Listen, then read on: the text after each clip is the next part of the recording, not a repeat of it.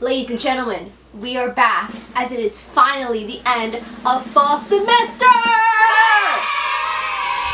Hello everyone, it's Rachel here, and yes, I am back, finally. I do apologize for taking a long time to post. I meant to post sooner, however, fall semester really became hectic for me and I really just had to lock in and focus on my exams and all my assignments. However, I'm back.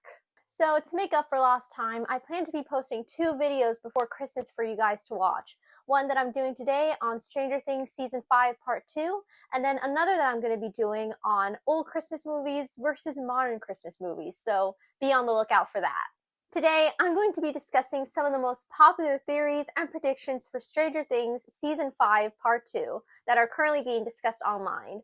And at the end, I plan to give my own theories and predictions based on what we have seen so far in the trailers and what we have seen in Part 1.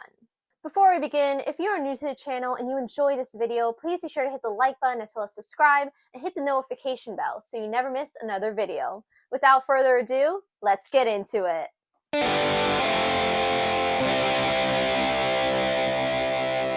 So to recap on where we last left off in Season 5 Part 1, the group is searching for Vecna in the Upside Down and the military has taken over the town in Hawkins.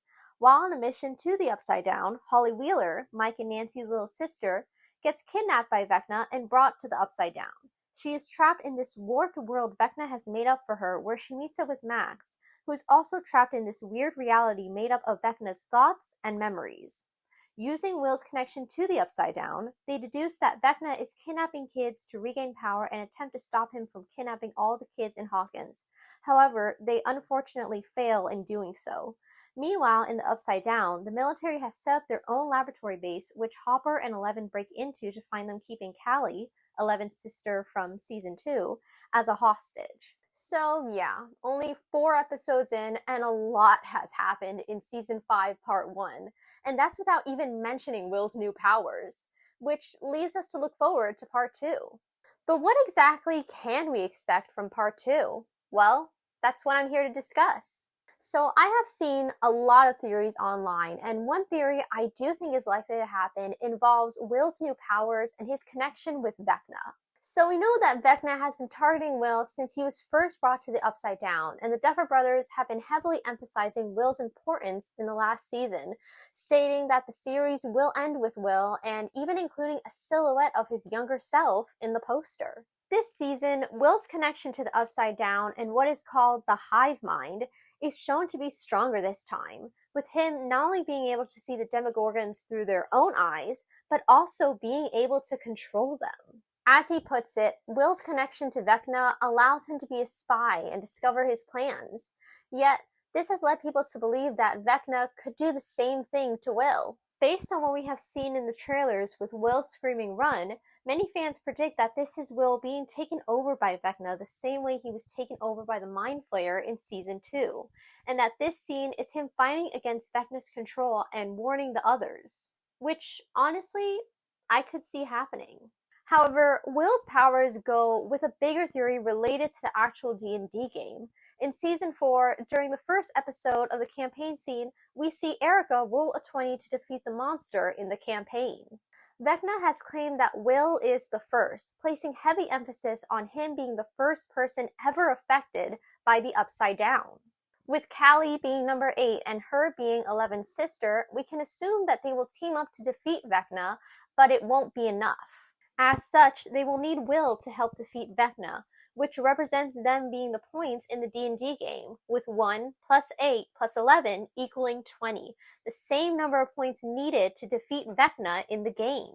However, while I do feel that this theory is likely to happen, I don't believe that it will end happily for Will. Like I said before, the Duffers have emphasized that this season will end with Will. As such, I predict that in helping Elle and Callie, he will overdo with his powers to end Vecna to the point where he ends up sacrificing himself and dying. If Vecna is the one connected to Will and these powers, then him dying will probably not only take these powers away, but perhaps kill him in the process, which would make his ending even sadder considering him being known as Zombie Boy, the boy who died but got brought back to life only for him to die again after defeating Vecna.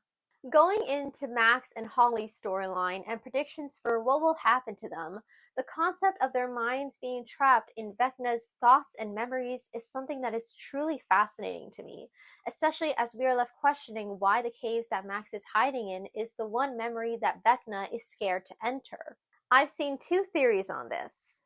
One is that the memory represents Vecna or Henry being first brought to Hawkins' lab as a child to be experimented on, looking similar to the mountains in Nevada. The second is that this memory represents the day he was first brought into the Upside Down with how the background looks. While I think both of these theories are good, I do think that both are the closest answer, but not in the way that we think it is. For Vecna, the scene where he is first defeated by Eleven in the lab isn't the same environment as the Upside Down, so I don't think that this is the Upside Down or a memory of him being in the Upside Down at all. As for the first theory on it him being brought to the lab, it's established that he was still in a coma when he was brought to the lab by Dr. Brenner.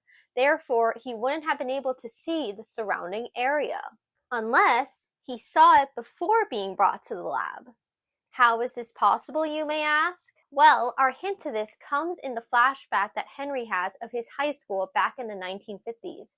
And while some of you may wonder how this comes into play, let me explain. So basically, Broadway produced a Stranger Things musical written by the Duffer Brothers and Kate Treffy titled Stranger Things: The First Shadow, which is meant to tell the story of Henry when he first moves to Hawkins, Indiana and discovers his powers. Look, you guys, I'm gonna be real honest. I didn't even know this was a thing until I saw a Stranger Things edit with Henry from the musical and Henry from the show being included in the edit. Anyways, in the play, Brenner recruits Henry to the Nevada experiment, where he wants Henry to develop a unique blood type by traveling to what they call Dimension X. And this experiment takes place near the caves in Nevada. While playing with his spyglass, Henry stumbles upon it and is accidentally transported to Dimension X. Now, when I first heard about this, I thought Dimension X was just another word for the Upside Down. However, from what I have researched, Dimension X is not the same as the Upside Down. Rather, Dimension X is a realm where the creatures from the Upside Down originate from. The Upside Down, while containing similar elements to Dimension X, is meant to be a copy of Hawkins rather than existing in the same plane as Dimension X. Anyways, while in Dimension X, he comes across the Mind Flayer and is terrified of its power, even being possessed by it in the play. And before you guys come at me for trying to connect musicals and shows like MatPat connecting FNAF game lore and book lore, recognize that the fact that the show is displaying this memory of Henry being in high school tells me that it plans on connecting the musical to the show to better explain Henry's origins and his powers. To further this, we even get to see a younger Joyce handing out flyers for the play that she is putting on, just as we see her do in the musical. Not only that, but this being the first memory that Max stumbles upon next to the Hawkins massacre holds a significant level of importance for these two memories to be the first ones we see in Henry's mind. So I highly doubt that this is going to be something that we skip over this season. And if Dimension X, the home of the Mind Flayer, is meant to be this darker universe with control over Vecna, then it would explain why he's so terrified of entering the caves, because those same caves are what caused him to go down a dark road. Remember, it's established that Vecna is meant to be the Mind Flayer's general in its army. So the same way the Demogorgons are controlled by the Mind Flayer, Vecna may be under its control too. This begs the question for what this means for Holly and Max in terms of escaping him. We know that Vecna can easily enter these memories except for the caves, so I don't really know how this is going to work. The only thing I can think of is if Holly, as a spy, gets the information out of Vecna of what happened to him in high school, and use this memory as their way out. However, I don't think both of them will be able to escape.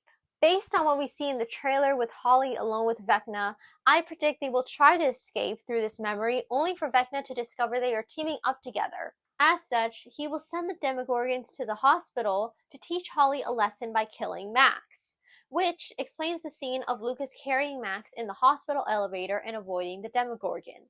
It also explains why we see Vicky and Robin at the hospital also being attacked by Demogorgons while surrounded by the military. Lucas will play the Kate Bush music again for Max to hear with the boombox we see him carrying, allowing her to escape while Holly distracts Vecna. Yet, if this is the case that Vecna is being controlled by the Mind Flayer, it makes me wonder if the Mind Flayer will appear and end up being the true final boss of the season. If that is the case, I do believe that we will see the Mind Flayer take on a different form than we have seen it previously. In both its dust form and its fleshy body part form, the Mind Flayer greatly resembles a spider. Yet, is it meant to be a spider, or perhaps a different bug? In the scene where Holly is exploring in the woods, we see two scorpions on a nearby rock, a small silver one and a large black one, with great focus given to them briefly in this scene, which I thought was weird. Like, why? And it got me thinking about the differences between a spider and a scorpion.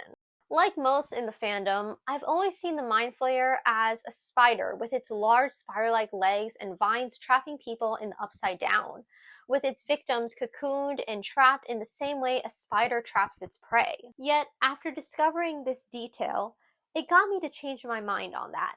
And it may change your mind on how you view the Mind Flayer too. One main difference between a spider and a scorpion is not only the size difference, but the number of legs. As we know, a spider has 8 legs, while a scorpion only has 6 legs. And guess how many legs the Mind Flayer has in both forms? 6 legs. Not only does the Mind Flayer have the same number of legs as a scorpion, but its body also resembles that of a scorpion with a tail and a head sticking out. But then, why show 2 scorpions?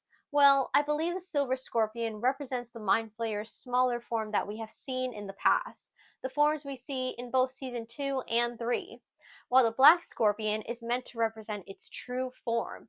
If we do see the Mind Flayer this season, I have a feeling that the Mind Flayer's true form will be more monstrous and much larger than we have ever seen it in the past. Honestly, that's all I have for today, since I feel there's a lot we have to look forward to when it comes to part 2, but nonetheless, I'm excited to see what happens next. Thank you guys so much for watching this video. Please let me know which movie or movie trailer you guys want me to react to next in the comments below. Like I said, I am going to make a video comparing old Christmas movies to modern Christmas movies, so be on the lookout for that. It should come sometime before Christmas Eve. As for Alien Earth, I know I promised you guys that I would do a video on it, and I have just finished it while studying for exams and doing all my final projects for the fall semester, so hopefully that's going to be coming soon, sometime in January. I have not forgotten about it. I promise I'm going to get it to you guys.